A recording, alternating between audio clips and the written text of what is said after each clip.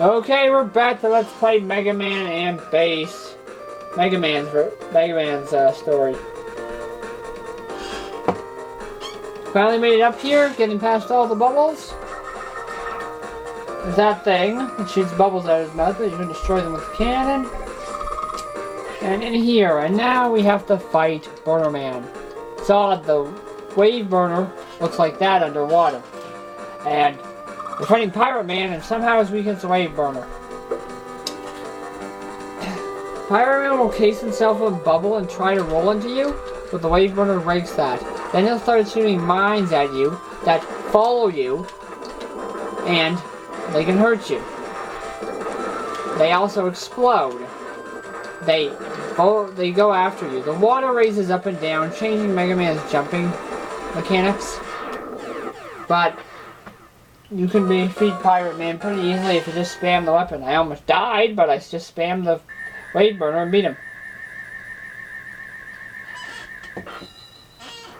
And with the purple and pink color change, you obtain the remote mine,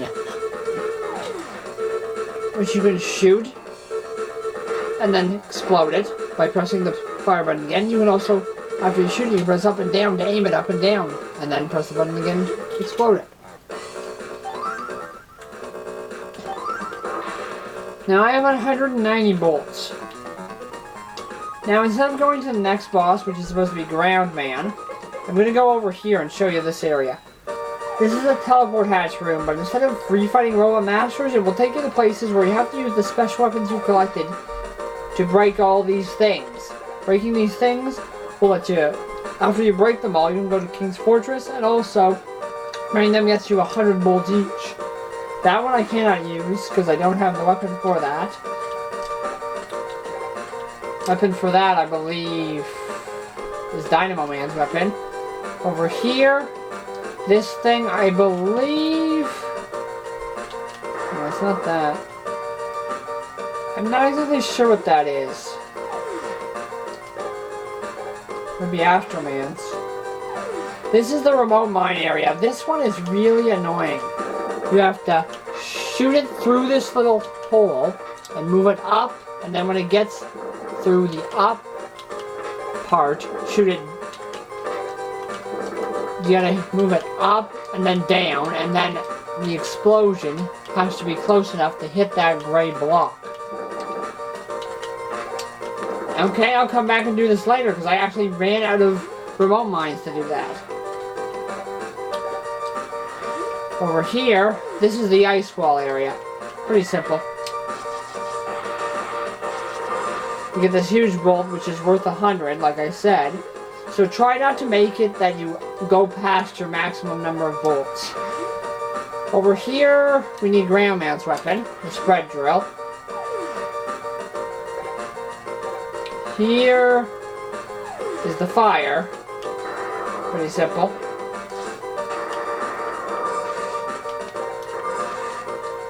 And I'll come back here later when I have more Robot Master weapons and more things. But we're gonna go off to the shop because I'm assuming they're selling more stuff now. And I just got 200 extra bolts. Let's see if the shop is selling anything useful.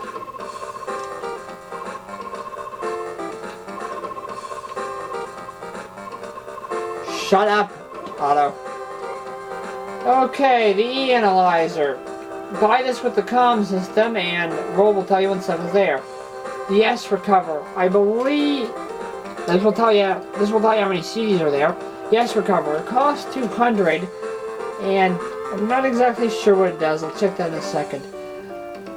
And I'm not really sure about the C attack. Let's see what S-Recover does. It allows your energy recovered by larger amounts than usual.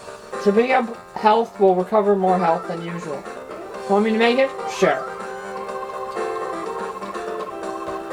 Yeah, you have to equip the weapon, the items. The auto charger is basically, you don't have to hold down the button to charge your cannon. Eddie, it will make Eddie appear when you summon him and he'll throw a random weapon at you. As Search, it will have Rush, it will have Rush dig in the ground and you'll pull up items. It could be CDs, it could be health, it could be weapon energy, it could be junk. It could be anything, pretty much, that he pulls out. The auto... Yeah, you don't have to hold down the fire button. I don't really want that. Charge attack. It makes your offensive power increase in tight situations. You can turn the tables and win. Yet I do not have enough screws to afford that.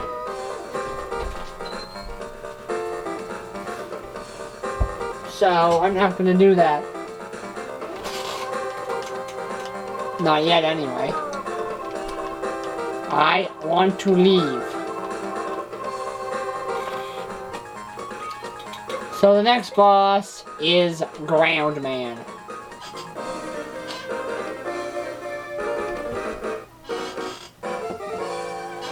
It's basically Drill Man 2.0.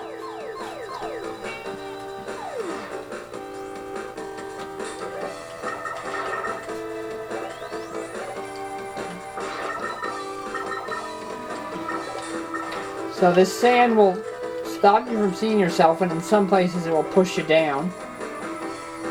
Here you can see yourself, but it pushes you, so I can't jump very high.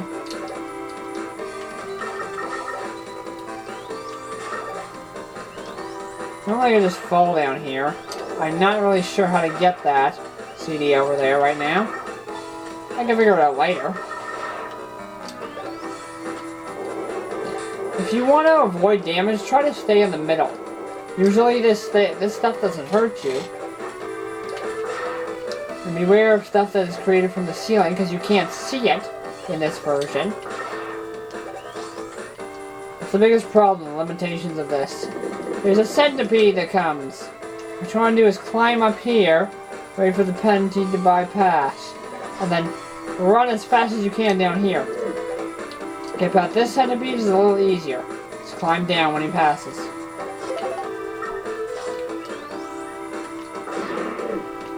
Since I'm here, I might as well equip the S recover.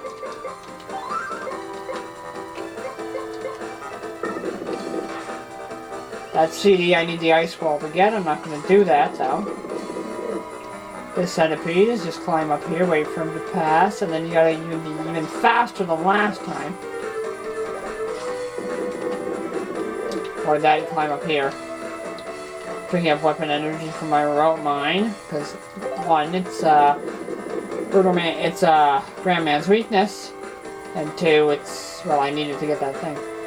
That's how you get past this one. Also, you can go down there and slide in between those things so he doesn't hit you. But here's the mini boss, I think. Yep. It's some weird worm that has a it has a pattern that always follows.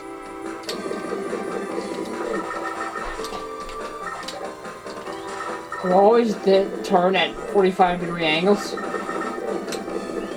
And always at the same rate. Kind of like the boss in Mega Man 8. Was it 8?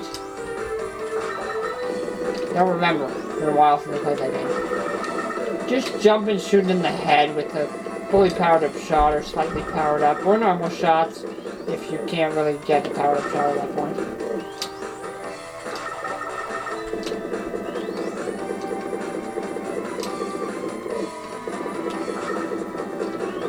When it's up there, you can't really hit it.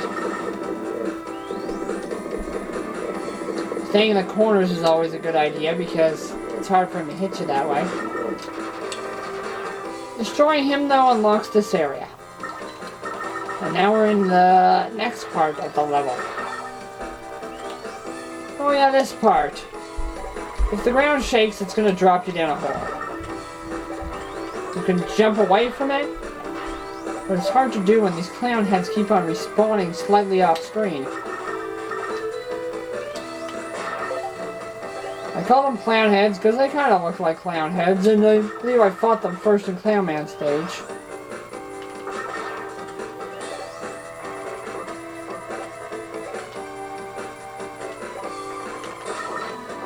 One way to get past this guy is step on the thing on the piece of land he's on to drop him down so you can slide through safely.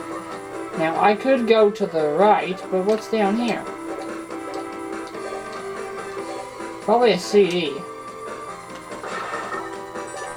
Well, it's a life, an evil chest, and a CD. See you next part where I climb back up that area and continue on Burner Man stage. Bye for now.